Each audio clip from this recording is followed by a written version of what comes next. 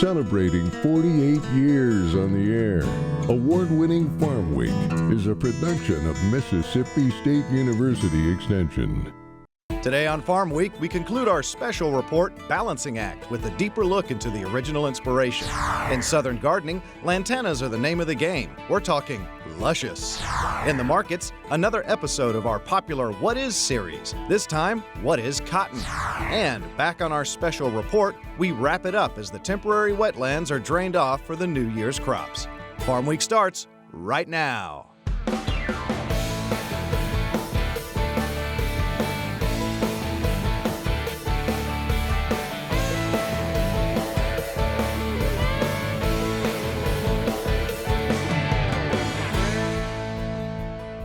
Hello everyone, I'm Zach Ashmore. And I'm Mike Russell. Great to have you with us again here on Farm Week.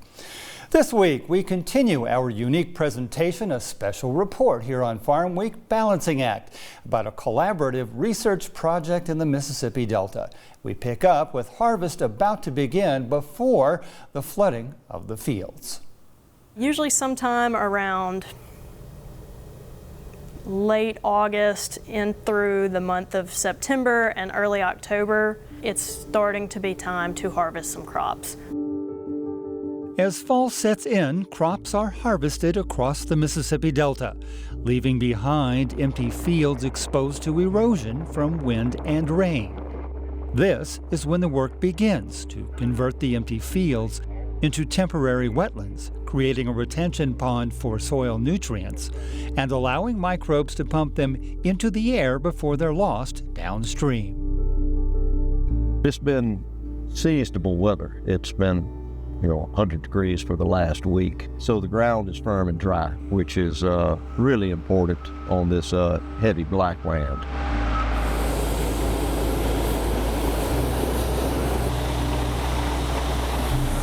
When these farmers are harvesting in the fall, their main goal is to get their crops, right? This is their livelihood. They want to harvest, they want to have high yields. And then they're going to do some field prep, sort of bed things up.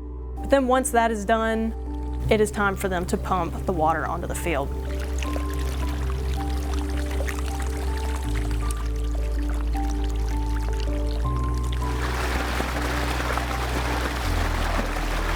The water is on, we're taking water samples.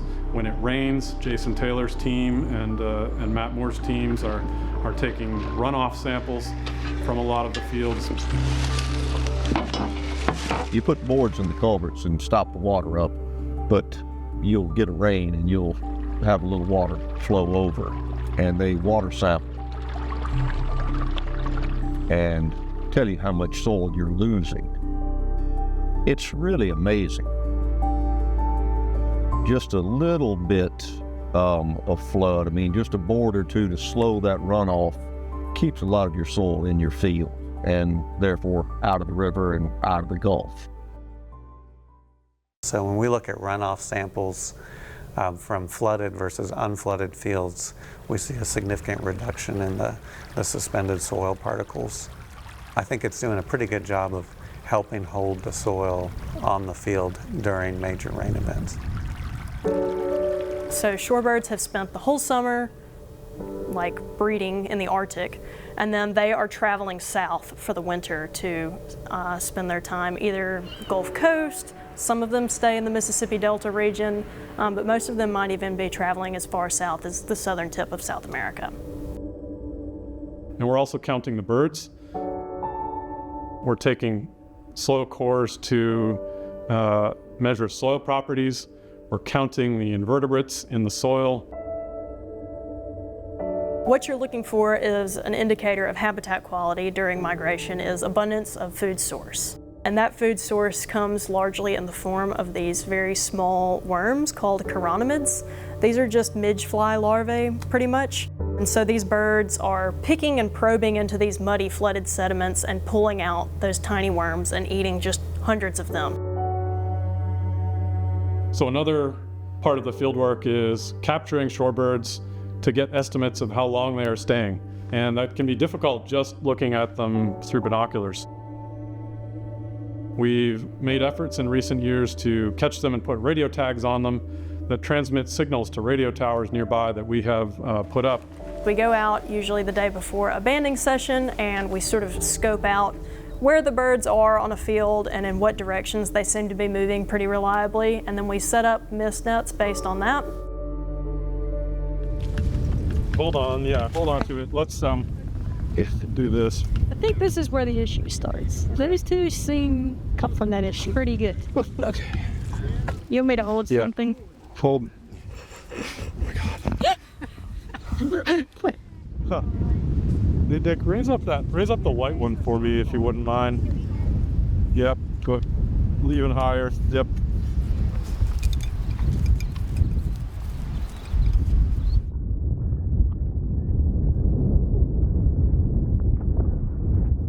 Really, the exciting part is going out then before dawn. We usually try to get there back out to these agricultural fields at least a couple hours before the sun rises so that we can get out there and set everything up before the shorebirds know that we're there.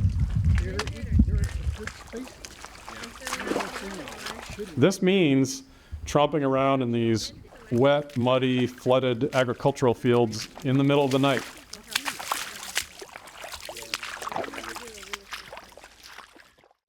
And we'll head back into those fields where scientists will study the birds more intently before draining the fields. That and much more a little later in the show. In our Southern Gardening segment this week, chances are you've heard of lantana. There are about 150 varieties of them. They do well here in Mississippi, and they come in just about every color. Here's Dr. Eddie Smith with what makes the perennial lantana so luscious.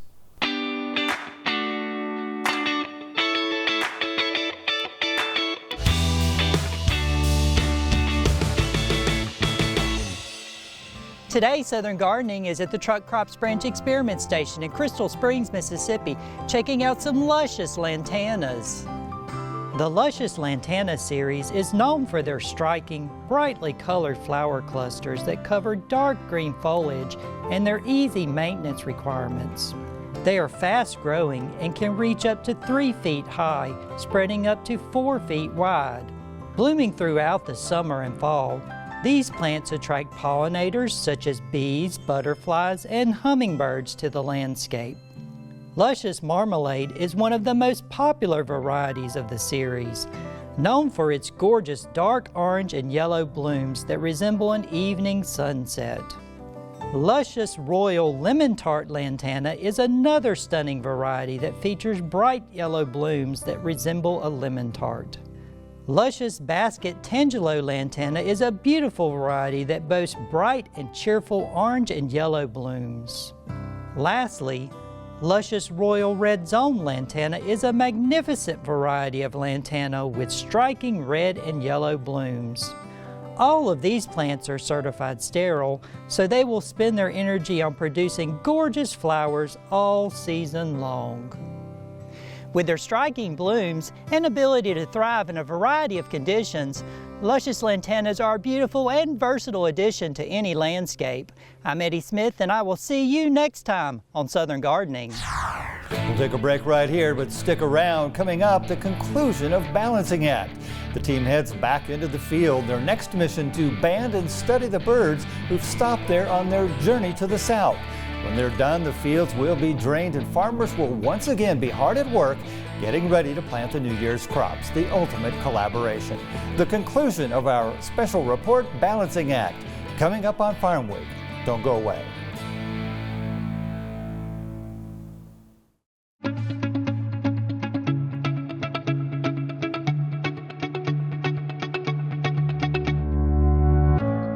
I believe in people and their hopes, their aspirations and their faith, and their right to make their own plans and arrive at their own decisions, and their ability and power to enlarge their lives and plan for the happiness of those they love. I believe that education, of which extension work is an essential part, is basic in stimulating individual initiative, self-determination, and leadership.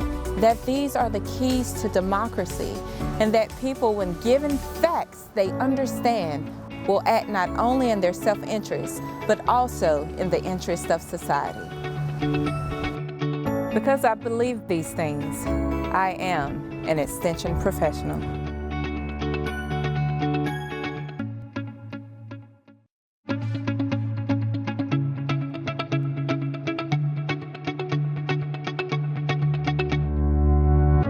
I believe in people and their hopes, their aspirations, and their faith. I believe in intellectual freedom to search for and present the truth without bias and with courteous tolerance toward the views of others. I believe that education is a lifelong process and the greatest university is the home, that my success as a teacher is proportional to those qualities of mind and spirit that give me welcome entrance to the homes of the families I serve.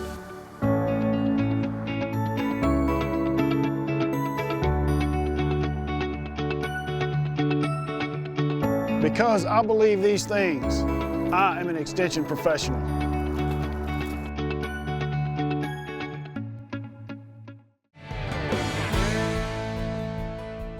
In the markets this week, an encore special report from our What Is series. This time focusing on a row crop many recognize but may not really know. Cotton. A while back, Hurricane Francine passed through the state. Thankfully, no major damage to the 500,000 acres we plant here. So let's take a closer look.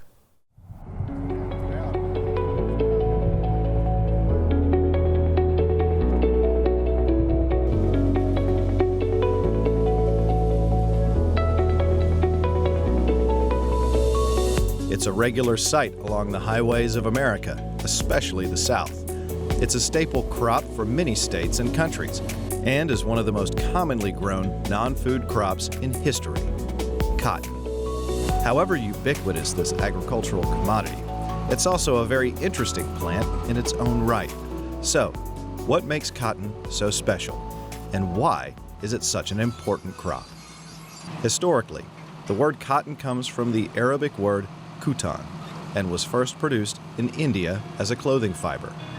There are several varieties native to different parts of the world, grown in subtropical climates in the U.S., Brazil, China, Turkey, Australia, and many other countries. In the United States, Texas is the largest cotton producer, but Mississippi was once one of the largest growing regions of the world. Cotton is a little different than your other grain crops. You know, like a soybean, for instance, you have like vegetative, like emergence, VE, V1, 2, 3, 4, R1, whatever. Well, you know, in cotton we have emergence, and then we kind of go by loosely like a node count or leaf, you know, depending on who you're talking to. And so sometimes it's referred to, you know, early season, mid-season, late season. And if you were to look at it that way, that's about 3 40-day periods, which make up about 120 days. So let's just say you're in the early season, that's gonna have your emerging cotton, and then maybe a week or two, depending on the weather, then you get your first true leaf. And then, you know, from there you start adding nodes and leaves, and then somewhere around 12 node, 12 leaf cotton is when they hear is squaring. And then when you get more into the mid-season, is when you start to get into blooms. You know, those squares will turn into blooms. A bloom takes somewhere between 45 and 60 days to become an open boll. We have this thing called cutout in cotton. Every state kind of defines that a little differently. And so just trying to get to that point to where if anything happens at the top of that plant, like from insects, irrigation, whatever, you can stop, and that top yield is not economical anymore. So, and then you're in the late season, defoliation, harvest. And, you know, that's a whole nother ball of wax. There are 4 main types of cotton that each have their own special characteristics. Pima cotton, native to South America and the American Southwest, considered the finest type in the world due to its fibers being extra soft and long. Egyptian cotton, very similar to Pima cotton, but it's grown in the Nile River Valley in Egypt. Upland cotton, the most commonly grown in the world, has short fibers, native to and grown in Central America, Mexico, the Caribbean, and southern Florida. And organic cotton, which is any type of cotton grown without chemicals and not genetically engineered. The most common use for cotton is the production of fabrics, clothing, and textiles. So what qualities make it suited for the task? It's a soft fiber, comfortable when worn next to the skin. It's absorbent and holds dye very well. It's breathable, which means it allows air and moisture to easily pass through it, so it helps regulate body temperature and keep the wearer comfortable. It also doesn't conduct electricity, so it does not produce static cling. Another use for cotton is the production of cottonseed oil, which is used in food, candles, makeup, soap, and other oil-based products. Market-wise, cotton is commonly traded both in the U.S. and abroad, and the common market factors affecting its price tend to be similar to most other commodities: supply and demand. The supplies of raw cotton fiber waiting to be refined versus the current demand for cotton-based clothing, textiles, and other products. You might think that there is always a demand for clothing, but cotton has competition in the marketplace thanks to synthetic fibers along with wool and linen. This makes the price of cotton fluctuate with current design trends and fabric needs. All in all, cotton is an important crop grown internationally that's provided humanity with comfort, warmth, and style. It's been a staple crop for generations, and there's no sign of that stopping anytime soon. Back now to our special report, Balancing Act. We conclude this important story as scientists work to gather and understand the data in these temporary wetlands. The birds, after all, were the inspiration for the project in the first place. At first light, the project team heads back to the field to begin its assessment, understanding the extent to which these wetlands provide both food and shelter for multiple bird species. The team's goal is to safely capture the birds, tag them to estimate the length of their stopover at the site, and return them back to the field to resume their journey to the south.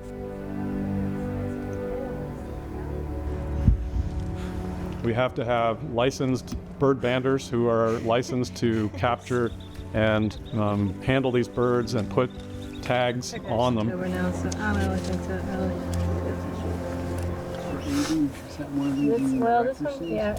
So what we do is one of the ways you can age them is by looking at their feathers on the wing. So like that group of feathers right there are called the median coverts, and see how they've got like sort of creamy edges to them. Yeah. Real buffy. If this was an adult, it wouldn't have those at all. It would appear all one uniform color instead of sort of that scalloped. So this is a young bird. That means it was born this past year, somewhere up around the Arctic Circle. Oh, wow. Give it a second. We're doing it because we care about these birds and we really want to understand their biology and how long they're staying. I am the wizard. Really, though, it's not just about the birds. In fact, the inspiration for this project was to find out what are all the other consequences of these temporary wetlands, these crop field floods. Wetlands are key to our survival here in the Delta. One way to put it is we could be like the Motel 6 for birds. We leave the light on for them when we do these early floods. For all its benefits, flooding these fields comes at a cost. Running the pumps requires electricity or fuel, the cost of which is assessed to the farmer. To achieve buy-in across the Delta, Dr. Hoeksema and the team must clearly articulate the benefits for both the land and the wildlife that depend on it during the winter season. The fall and winter flooding and providing habitats for the birds, that's just kind of fun to do, and it is a little bit of work, but it's worth the effort. This project is trying to quantify a lot of that, trying to quantify the pros and cons, the costs and benefits of engaging in this particular practice, so that we can really be clear with farmers about how and why they should consider trying this. What may look like a dead field to you and me is anything but. Under the surface, millions of tiny organisms provide a meal to migratory birds, and bird droppings help fertilize the fields for the next growing season. Dr. Hoeksema and his team are researching the ways in which the fields and the birds benefit from this arrangement. It's a race against time before the fields are drained in preparation for for the New Year's crops.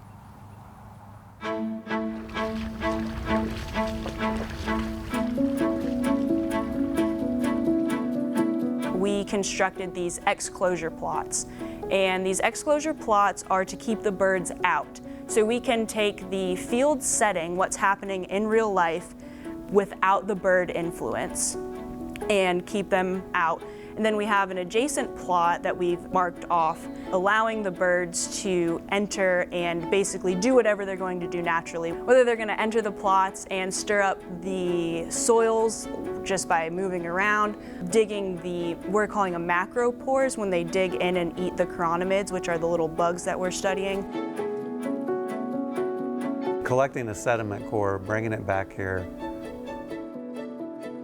running the incubations, running all the samples in the lab, and getting to the point where you actually have positive benefits in that data that are increasing the sustainability of working landscapes is pretty satisfying.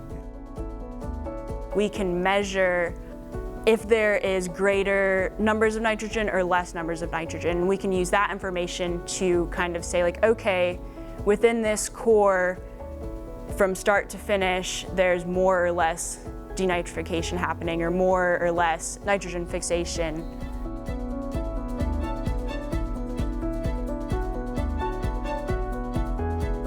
We start to collect our final samples, and then the farmers pull the boards on those water control structures and drain off those fields.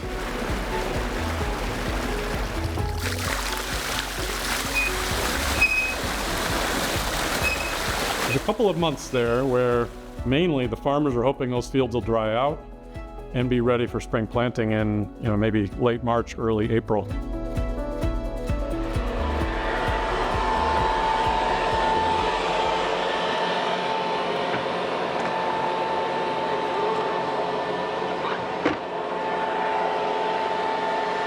As soon as it dries up here in March is a good planting window for us, and then we'll be growing the crops during the year.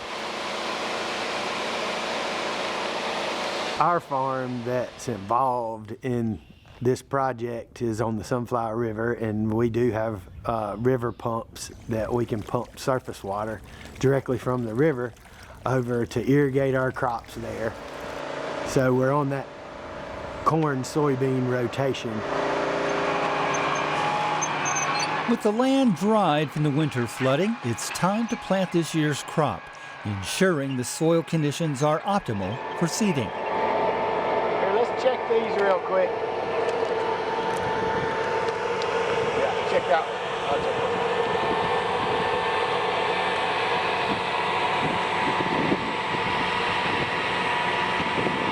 We're gonna go across. I think scientists interacting more with farmers, that could be a really useful thing, and this project has allowed for that, at least for me personally, as someone who didn't primarily interact with the farming community before. This project's really enlightened me quite a bit as a scientist. Well, one component of this project is to engage in farmer-to-farmer networking, and for us to connect with the farming community so that we can talk about these management practices and their pros and cons, the outcomes that are possible. We've begun to engage in those events. We've held on-site farm events with farmers and also with conservation professionals so that they can talk to each other, so that they can all learn about what are the options for ways to implement these practices. As a result of the Sunflower River Basin project, what I'm hoping is that we will have a richer toolbox of solutions for diverse challenges that we face, including the challenge of producing food for a growing population, producing clean water, supporting biodiversity, and supporting a healthy environment for animals and for people. I think this project is good too, because it does keep everyone mindful of what's going on in your farm all season long. Growing up on a farm and being a farmer, all of my adult life, I've learned that it's the blocking and tackling. You have to do the basics well and take care of things today so that they will be in shape for you in the future. Work continues on assessing the project's benefits for the land and the wildlife, but Dr. Hoeksema and his team are encouraged by the research results so far. Seems a simple flooding of the fields in the Mississippi Delta just might restore the balancing act of using these lands for both humans and wildlife. I'm Mike Russell. Thanks again for watching this Farm Week special report. It may be some time before scientists have a full grasp of the outcome of this project. In the meantime, the implications are intriguing. Congratulations to Dr. Hoeksema on navigating the intricacies of this project, and congratulations to Director Don Warren, who produced Balancing Act. Well, next time on Farm Week, in these days of Doge, are America's counties in line on CRP? Under the program, no more than 25% of the nation's eligible cropland is allowed in CRP. But in a study, 35 USA counties were in violation. One in Georgia had more than 3 times the limit. Millions of dollars are paid out. Is there a pattern? And where does Mississippi stand? CRP compliance next time on Farm Week. Remember, if you missed a story, look for past episodes of Farm Week on our website at farmweek.tv. And don't forget to follow us on Facebook and YouTube. See you next week. Thanks for watching.